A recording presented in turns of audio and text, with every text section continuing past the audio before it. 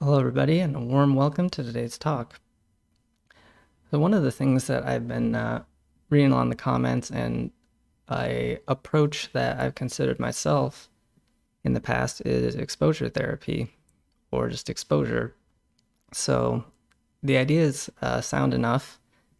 You have a fear, and the way to get over that fear is to put yourself in situations where you have to confront that fear and exposing yourself.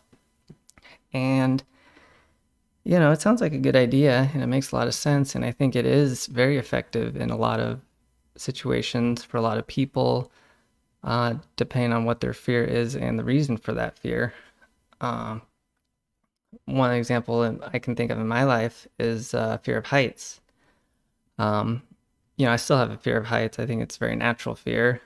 And if you're not exposed to heights and you're not in situations where you're around heights, I think it's very natural to fear it.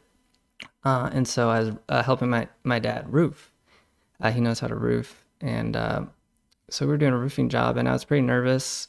And just being up on the roof at first was pretty scary.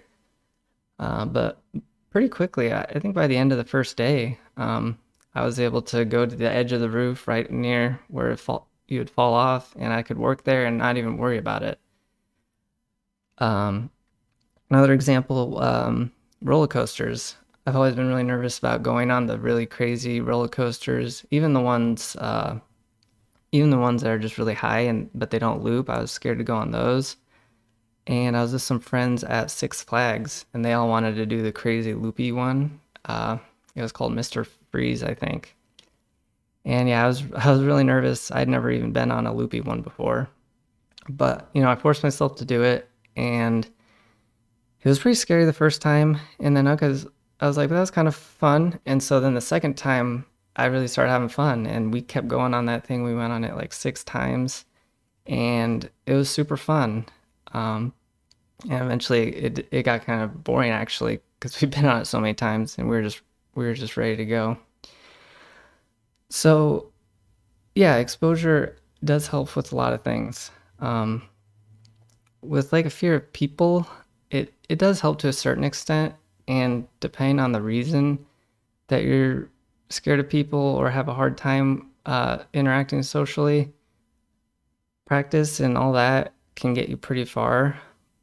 But if you have problems with yourself and like a lack of belief in yourself and a big lack of confidence, um, even a dislike for yourself, those things have to be addressed.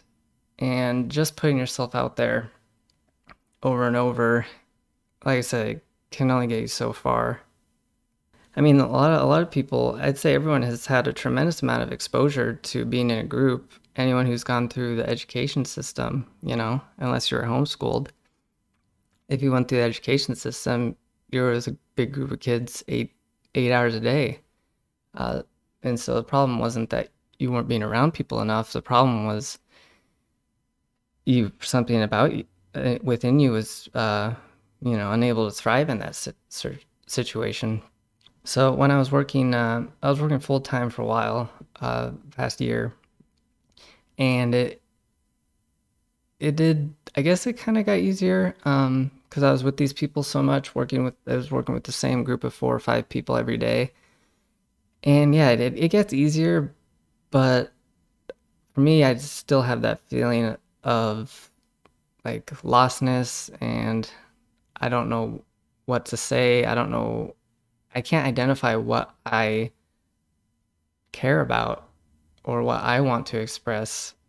Um, and so that's a that's a very deep personality character quality or flaw that I'm working on. That just exposure alone or practice alone or practicing your social skills alone isn't enough to address that. But I will say that the whole social skills practice approach does have a merit in that it can get you to a certain level. Uh, I think it's a lot easier for me now to make friends and just be somewhat okay in social situations, because I've learned to listen better. And that would be a big piece of advice I would give is uh, learning how to listen and just pay attention.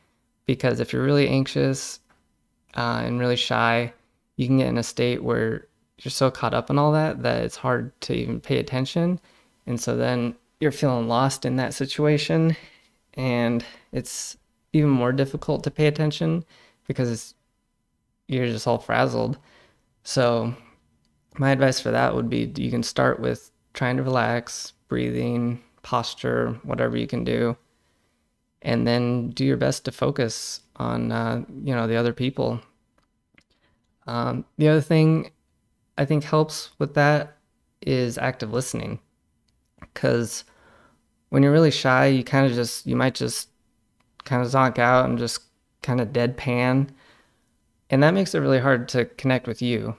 And so if you don't have your own things to bring up and say, that's okay, but you can at least be an active listener, meaning you're following the thing, and then, or if you're talking to someone one-on-one and just giving those nonverbal cues that like, oh yeah, I agree with that. Or, I don't understand that.